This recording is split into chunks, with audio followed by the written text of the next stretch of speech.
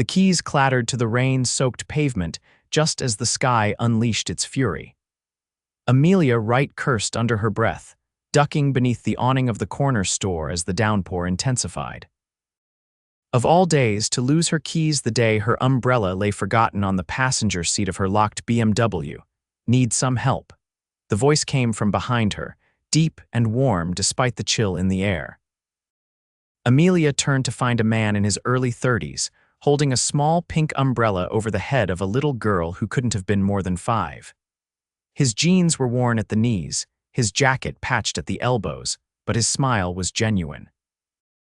"I dropped my keys somewhere," Amelia explained, gesturing vaguely toward the parking lot where puddles were rapidly forming. "I think they fell when I was walking from my car. We can help, can't we, Lucy?"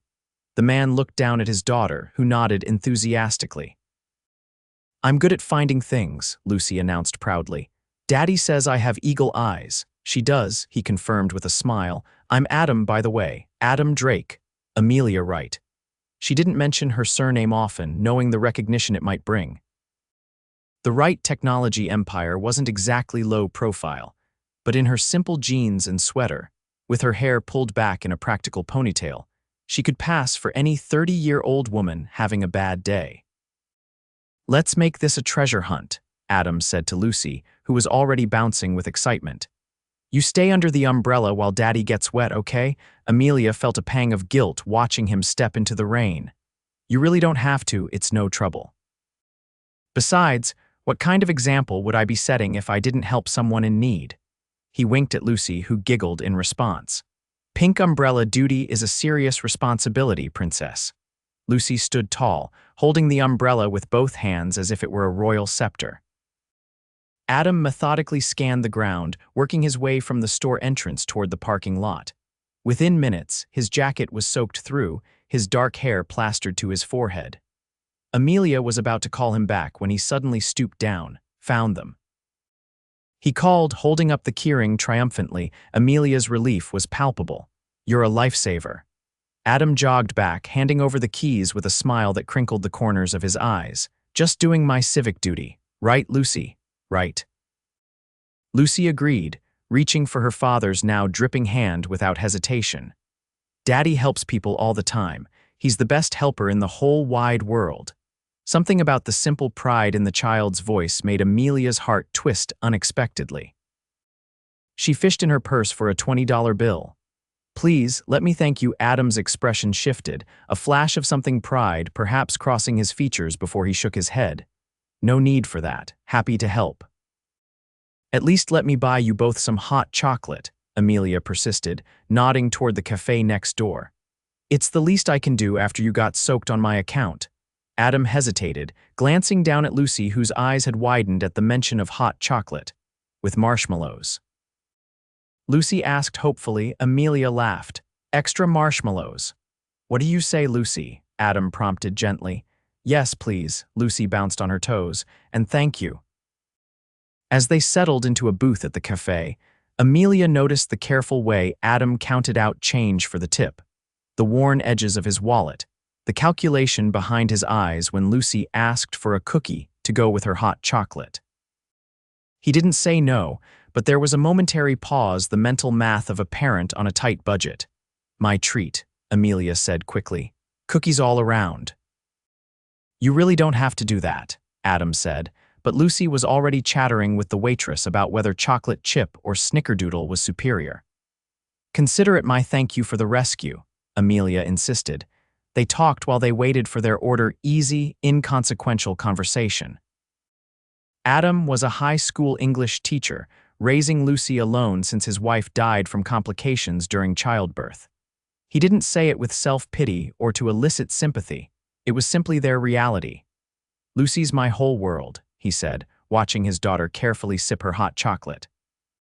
"We make a pretty good team, don't we, kiddo?" Lucy nodded seriously. "The best team. But sometimes Daddy forgets to brush my hair right and it gets all tangly."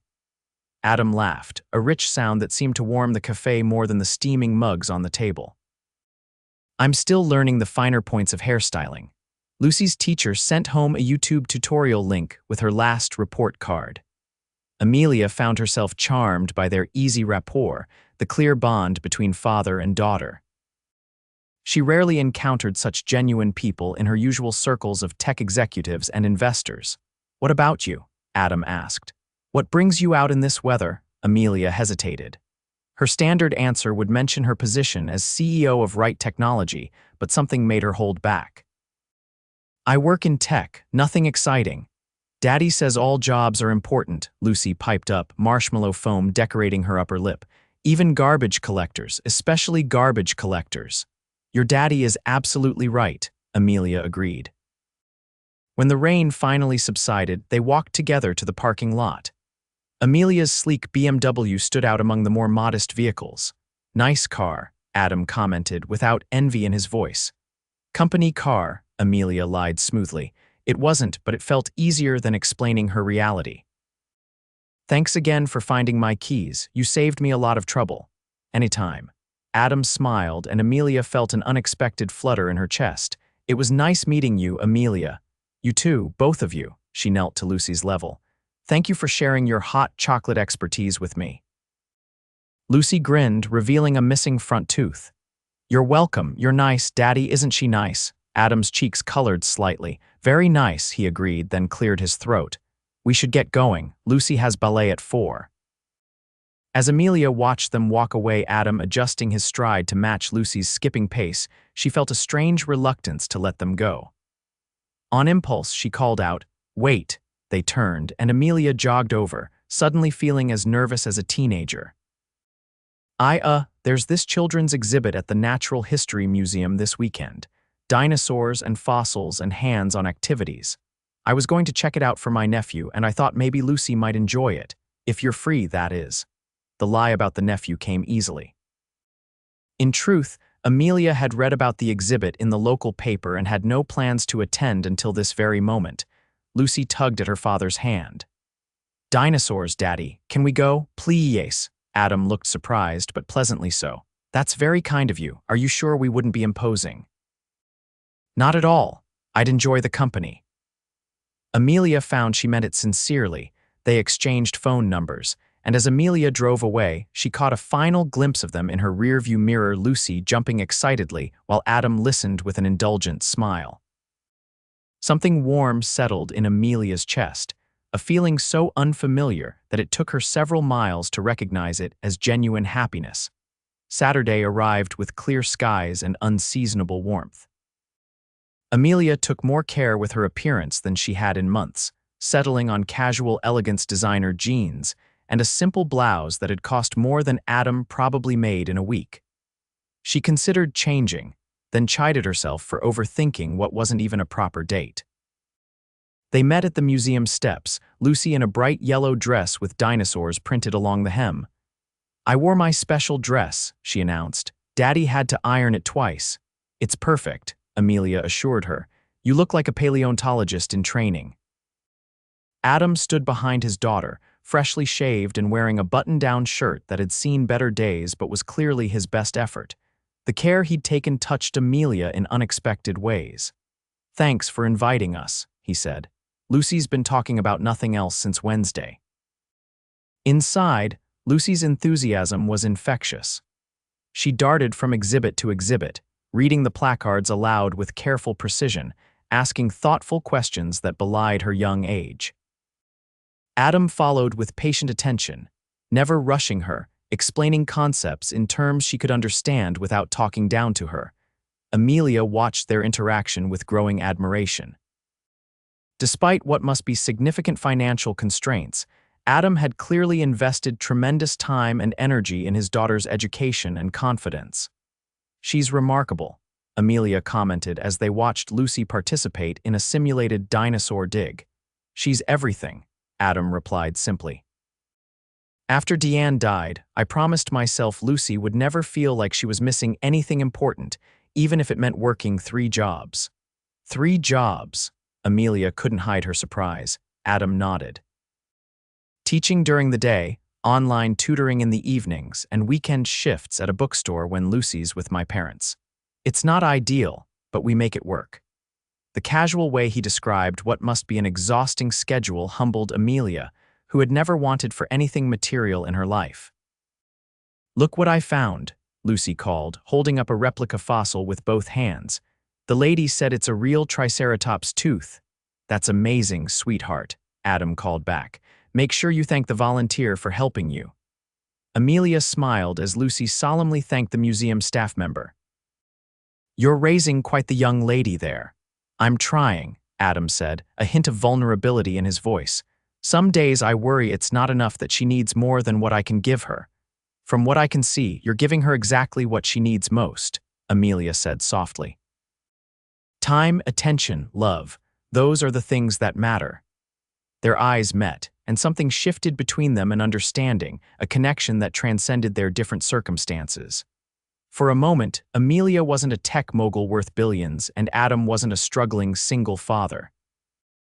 They were just two people, standing in a museum, feeling the first tentative pull of attraction. The moment broke when Lucy bounded back, clutching a museum guidebook. "Can we see the butterflies next? They have a whole room full of real butterflies that fly all around you." After the museum, they had lunch at a casual cafe nearby. When the check came, Amelia reached for it automatically. "My treat," she insisted when Adam began to protest. "You're doing me a favor, really. I haven't had this much fun in ages." Adam looked uncomfortable. "You've already been too generous with the museum tickets." "Please," Amelia said quietly. "It matters to me." Something in her tone must have conveyed her sincerity because Adam relented with a small nod. "Thank you, but next time is on me, even if it's just coffee at my place. Next time." The words hung between them, full of possibility. That next time came sooner than either expected. The following weekend, Adam invited Amelia to join them for Lucy's soccer game, followed by a homemade lunch at their apartment. Amelia accepted without hesitation. Their apartment was in a modest building on the edge of town, small but meticulously clean, filled with books and Lucy's artwork. The furniture was mismatched but comfortable, the kind of place that instantly felt like home despite its obvious limitations. A stack of papers waiting to be graded sat on the kitchen table. A calendar on the wall was filled with Lucy's activities, doctor appointments, and Adam's work schedule. "It's not much," Adam said, a hint of self-consciousness in his voice as he stirred a pot of homemade tomato soup. "It's lovely," Amelia said sincerely. "It feels like a real home." And it did more so than her own sprawling penthouse with its designer furnishings and spectacular view. This place had heart, had life in a way her sterile luxury apartment never would. Over the next few weeks, Amelia found herself increasingly drawn into their world. She attended more of Lucy's soccer games, helped Adam grade papers one evening when he was battling a migraine, even learned to braid Lucy's hair properly from a patient YouTube tutorial. For his part, Adam never asked about her work or her background, seeming content to accept her vague references to the office or a meeting. Amelia told herself she would explain everything soon, but each time the moment seemed right, she hesitated, fearing the dynamic would change once he knew the truth. The truth was that Amelia Wright wasn't just successful, she was Wright Technology, the company her father had founded, and she had transformed into a global powerhouse after his death 5 years ago. Her net worth fluctuated daily, but remained solidly in the billions. Her face occasionally graced the covers of business magazines, though she avoided publicity when possible, preferring to let her work speak for itself. But with Adam and Lucy, she was just Amelia, the woman who brought cookies to soccer games, who laughed at Adam's terrible puns, who felt more herself than she had in years. The first time Adam kissed her was on a Friday evening, after Lucy had fallen asleep watching a movie. It was tentative at first, as if he couldn't quite believe his good fortune, but when Amelia responded with unmistakable enthusiasm, the kiss deepened into something that left them both breathless. "I've wanted to do that since the day you invited us to the museum," Adam confessed, his forehead resting against hers. "What took you so long?" Amelia teased, her heart racing with a joy she hadn't expected to find at this stage in her life. "Single dad cautiousness," he replied with a self-deprecating smile. "I have to be careful for Lucy's sake." Amelia's admiration for him grew. Everything he did, every decision he made was filtered through the lens of what was best for his daughter. It was a selflessness that humbled her. "I understand," she said, touching his face gently. "And I respect it. Lucy comes first, always." The relief in his eyes was palpable. "You're pretty amazing, you know that?" If only he knew how far from amazing she was, keeping such a significant part of herself hidden from him. The guilt gnawed at her with increasing persistence. The situation came to a head 3 months into their relationship, when Amelia's photo appeared in the business section of the Sunday paper. The article, highlighting the most influential women in tech, featured a quarter-page image of Amelia at a recent conference, with the caption, "Amelia Wright, CEO of Wright Technology and the youngest woman to ever make the Forbes 100. She was at Adam's apartment, helping Lucy with a science project, when he walked in with the newspaper under his arm. The moment he saw her, Amelia knew. His expression, confusion giving way to hurt, said everything. "Lucy, honey, can you go to your room for a little bit?" Adam asked, his voice carefully neutral. "I need to talk to Amelia." Once Lucy was out of earshot, Adam placed the newspaper on the table, open to her photo. "Were you ever planning to tell me?" Amelia felt sick. "Yes, of course I was. I just couldn't find the right moment in 3 months to mention you're a billionaire." The hurt in his eyes was worse than anger would have been. "I wanted you to know me," Amelia tried to explain. "The real me, not the Wright Technology CEO. But that is part of who you are," Adam countered. "A pretty significant part, I'd say. Did you think I couldn't handle it? That I'd treat you differently?" "Most people do," Amelia admitted. "They either want something from me, or they're intimidated, or they assume I'm some heartless corporate robot." Adam shook his head. "I'm not most people, Amelia. I thought you knew that by now." "I do know that," she said desperately. "That's why I fell in love with you." The words hung between them, the first time either had spoken of love aloud. Adam's expression softened slightly, but the hurt remained. "If you love me, you have to trust me, with all of you, not just the convenient parts." "I'm sorry," Amelia whispered. "I was afraid." "Of what?" "That it would change things, that you might feel less than somehow, or think I was slumming it, or is that what you think of me?" Adam interrupted. "That I'm so insecure I couldn't handle dating someone successful?" "No, that's not, or maybe you were embarrassed," he continued, his voice tight. "The prestigious CEO and the struggling teacher, not exactly a power couple." "Adam, please." Tears welled in Amelia's eyes. "It was never like that. I've never felt more myself than when I'm with you and Lucy. That's the truth." He was silent for a long moment, processing. "I need some time to think," he finally said. "This is a lot." Amelia nodded, gathering her purse with shaking hands. "I understand. But Adam, please believe me when I say I never meant to hurt you." "I know," he said quietly. "That almost makes it worse." Amelia stopped by Lucy's room to say goodbye, forcing cheerfulness into her voice as she promised to check on their science project next time.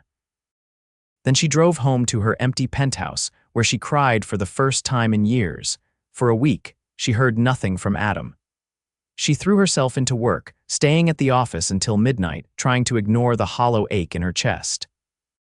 She missed Lucy's laughter, Adam's thoughtful observations, the simple joy of being part of their little family. On the 8th day, her assistant interrupted a budget meeting. "I'm sorry, Miss Wright, but there's a Mr. Drake here to see you. He's quite insistent." Amelia's heart leapt. "Send him in, please." Adam entered her office, taking in the floor-to-ceiling windows, the original artwork, the clear trappings of wealth and power. But his eyes settled on Amelia, who had risen from her chair, unable to disguise her hope. "Nice view," he said mildly. "Adam, I've been doing a lot of thinking," he interrupted, "about trust and honesty and what really matters." Amelia waited, barely breathing. "Lucy misses you," he continued. "She asked if you were mad at us because we haven't seen you. I told her sometimes grown-ups need to figure things out." "I miss her too," Amelia said softly. "Both of you." Adam moved closer, his expression serious. "I was hurt that you didn't trust me with the truth, but then I realized something. The woman I fell in love with, the one who helps with science projects and cheers at soccer games and laughs at my terrible jokes, that's the real you. The title and the money, they're just circumstances." "Yes," Amelia breathed, hope rising in her chest. "Exactly." I don't care if you're a billionaire or a barista, Adam said. I care that you're kind and smart and that you love my daughter almost as much as I do. The rest is just details. I do love her, Amelia confirmed, and I love you, Adam, so much. He closed the distance between them, taking her hands in his. Then no more secrets, okay? I want all of you, CEO, tech genius, cookie baker, the whole package. Deal, she whispered, and then she was in his arms, the relief so profound it left her lightheaded. There is one condition, though, Adam said as they broke apart. Anything. You have to let me pay sometimes, even if it's just coffee or a movie ticket. My pride can handle dating a billionaire, but only if she respects that I need to contribute too. Amelia smiled through tears. I can do that. And one more thing, Adam added, his expression turning serious again. I want us to be equals in this relationship. Different circumstances, maybe, but equals in what matters. We are, Amelia assured him. That's what I love most about us. Their integration into each other's worlds wasn't always smooth. Adam had to adjust to the occasional paparazzi attention, the business dinners, the reality of Amelia's position. For her part, Amelia learned to step back when Adam insisted on handling things his way, respecting his independence even when she could have easily solved problems with money. 6 months later, they moved in together, not to Amelia's penthouse, but to a cozy house with a yard where Lucy could play. Adam continued teaching, refusing Amelia's offer to pay off his student loans, though he did accept her investment in a literacy program at his school. A year to the day after they met, Adam proposed in the rain, standing in the exact spot where he'd found her keys. Lucy stood beside him, holding the ring box and bouncing with excitement. You changed our lives by dropping your keys, Adam said, rain dampening his hair just as it had that first day. Will you make us the happiest family in the world and marry me? Yes, Amelia said without hesitation. 1,000 times yes. They were married in a simple ceremony in the garden of their new home, with Lucy as the flower girl. Amelia's board members sat alongside Adam's fellow teachers, a blend of worlds that no longer seemed so separate. At the reception, Lucy climbed onto a chair to make an announcement, her voice carrying across the gathered guests. I just wanted to say that I'm really happy Daddy found Amelia's keys that day, because now we have her forever, and she makes the best pancakes and reads the best bedtime stories, and she's the missing piece that made our family perfect. There wasn't a dry eye in the garden, least of all Amelia's. As Adam pulled her close, whispering, "She's right, you know." Amelia reflected on how a simple act of kindness, a man helping a stranger find her keys in the rain, had led to a love deeper and more fulfilling than she'd ever imagined possible. It wasn't about money or status or power. It was about finding someone who saw the real you, who loved you not in spite of your differences, but because of the person you were at your core. Someone who made you want to be worthy of that love every single day. For Amelia Wright, tech mogul and now wife and stepmother, that someone was Adam Drake, the struggling teacher who had stopped to help her in the rain, and in doing so, had given her the greatest fortune of all, a family to call her own.